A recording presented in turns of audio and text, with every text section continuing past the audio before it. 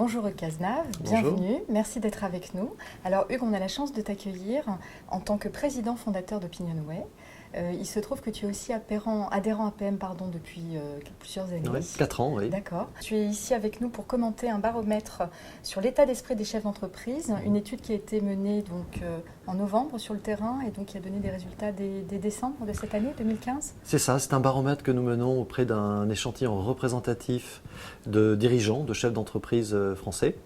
Et nous les interrogeons sur un certain nombre de sujets, à la fois sur la conjoncture et sur leur état d'esprit, leurs attentes, leurs perspectives de recrutement et autres.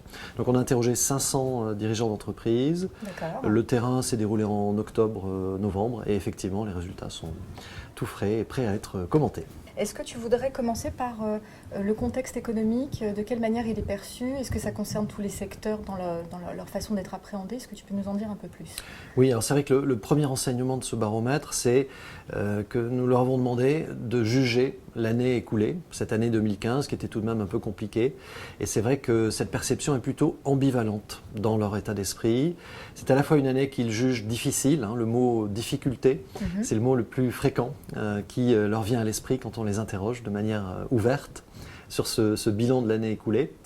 Mais on constate aussi des signes plutôt positifs, puisque parmi les mots qu'ils nous citent, on trouve des mots comme développement, croissance, changement. Donc une perception plutôt ambivalente de cette année compliquée, difficile, mais qui ouvre aussi des perspectives.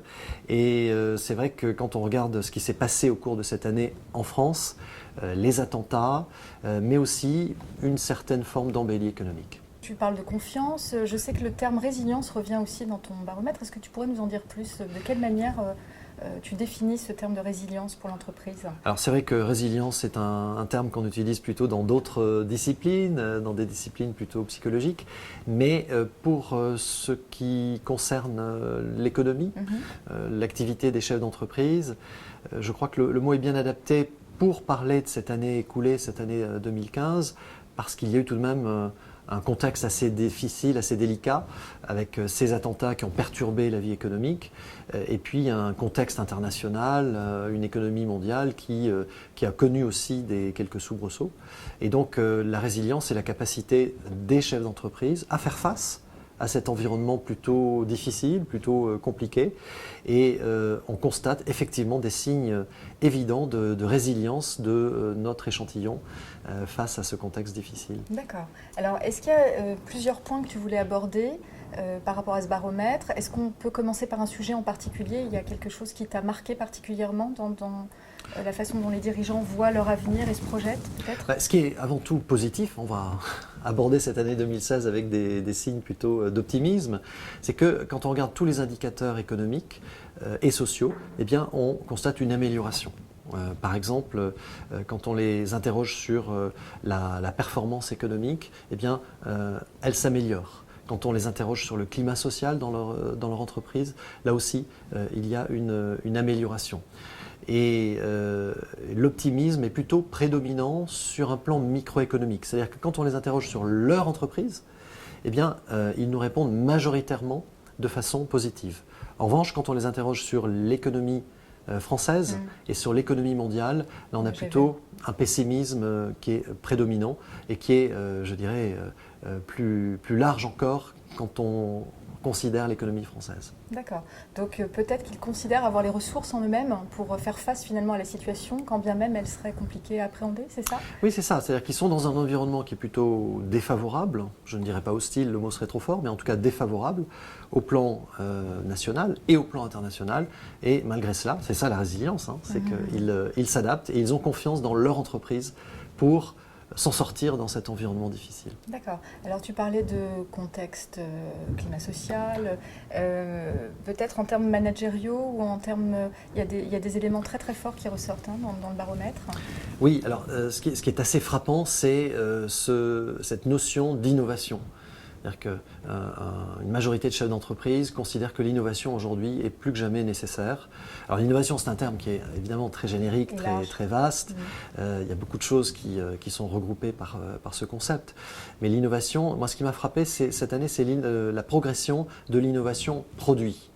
C'est-à-dire qu'il y a évidemment l'innovation managériale, mais ce qui progresse le plus dans cette vague fin 2015, c'est l'attention que les chefs d'entreprise vont porter à l'innovation sur le produit. Alors, il y a aussi l'innovation marketing qui progresse, mais moi je retiendrai l'innovation produit. D'accord, l'innovation produit.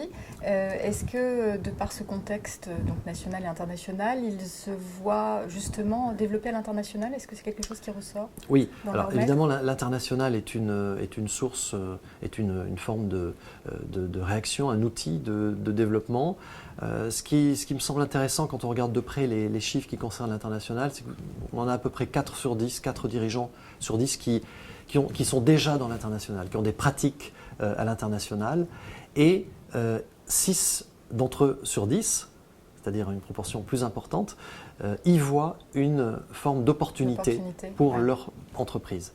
Donc, dans les pratiques, c'est encore minoritaire, mais je dirais que c'est assez logique parce que dans notre échantillon, on a des grandes entreprises, mais on a aussi des plus petites entreprises qui ont peut-être plus de difficultés à s'ouvrir à l'international. Mais déjà dans leur tête, dans leur imaginaire, dans les perspectives qu'ils voient, qu'ils envisagent pour leur entreprise, eh bien, l'international constitue déjà une opportunité. D'accord. Alors tu parlais d'innovation en termes managériels qui était peut-être moins considérée comme prégnante pour les dirigeants. Est-ce que pour autant, il y a des choses qui se dégagent, peut-être en termes de recrutement, en termes de favorisation de la formation des salariés? Est-ce qu'il y a des choses qui Oui, alors marqué? ces deux dimensions-là sont très présentes, c'est-à-dire à la fois le recrutement de talents qui apparaît comme une nécessité et véritablement un outil très important pour ces chefs d'entreprise. Le recrutement de nouveaux talents à différents niveaux et également la formation et tous les outils managériaux pour développer par exemple l'autonomisation des salariés. C'est-à-dire qu'on a vraiment des chefs d'entreprise français qui aujourd'hui considèrent, qui sont très attentifs bien sûr à leur propre formation, mais aussi et peut-être surtout à de nouvelles formes de management de leurs collaborateurs. Et ça me semble de bon augure pour l'avenir. D'accord. Est-ce que, une autre question, tu considères de ce baromètre, il y a des choses qui les angoissent peut-être particulièrement ou des manques qu'ils ressentent pour faire face justement à ces enjeux? Oui. Bien sûr. On a des chefs d'entreprise qui sont conscients aussi de leurs difficultés et de ce qui leur manque.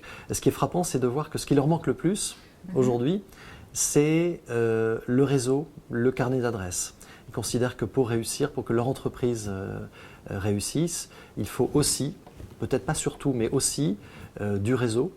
Et c'est ce qui leur manque le plus aujourd'hui. D'accord. Pour peut-être arriver sur des éléments de conclusion par rapport à ce baromètre, est-ce qu'il y a des éléments que tu aimerais mettre en avant plus particulièrement par rapport à tout ce qu'on a dit? Est-ce qu'il y a des choses quand même qui... Moi, je retiendrai deux choses. Oui. La première, c'est que ça va mieux.